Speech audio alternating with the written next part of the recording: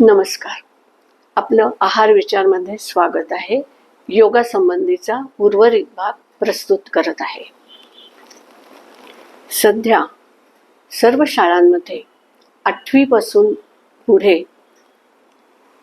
योगाचे क्लासेस हे सिलेबसमध्ये अंतर्भूत केलेले आहेत. हा एक चांगला उपक्रम आहे. नॅशनल मेडिकल कमिशन ह्यांनी फर्स्ट MBBS साठी फाउंडेशन कोर्स 19 सालापासून सुरू केलेला आहे.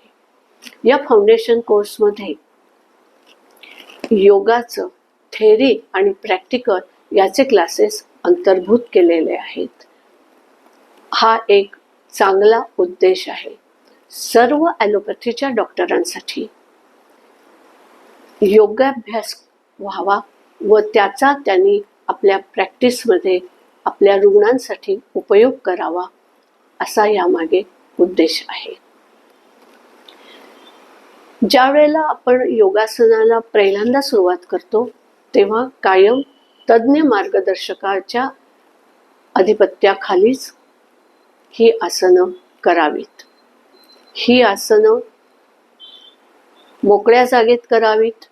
ज्या खोलीमध्ये भरपूर प्रकाश असेल, ज्या खोलीमध्ये वायुविजन म्हणजे व्हेंटिलेशन चांगलं असेल, अशा खोलीमध्ये बसून ही आसनं करावीत. आसनं करण्यासाठी योग्य प्रकारची सतरंजी, ज्याला लोक मॅट म्हणतात, तिचा उपयोग करावा. कधीही फरशीवर किंवा जमिनीवर डायरेक्टली आसनं करू नयेत. आसनं ही सकाळी करणं अत्यंत उपयुक्त आहे. सकाळी उठल्यावर प्रातर्विधी केल्याबरोबर आसनं करावीत. अंगामध्ये आपल्याला सुखावह होते असे कपडे परिधान करावेत. आसनं करून झाल्यानंतर कमीत कमी 1 तास अन्नग्रहण किंवा पाणी पिणं किंवा ज्यूस पिणं करू नये. जर काही कारणाने तुम्हाला हे सकाळी करणं जमत नसेल तर तुमच्या सोयीने तुम्ही संध्याकाळी करावं. फक्त त्याचा परिणाम जरा कमी मिळतो.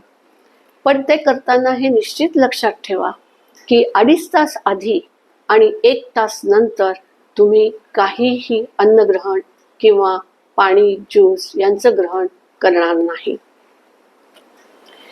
रोजची करायची आसनं ही अशी आहेत: शीर्षासन, सर्वांगासन, मत्स्यासन, धनुरासन, भुजंगासन, सुलभासन, त्रिकोणासन, ताडासन, हलासन, पदहस्तासन, पश्चिमोत्तानासन, पद्मासन, शवासन आणि सर्वात शेवटी सूर्यनमस्कार. नमस्कार. येथेच थांबते.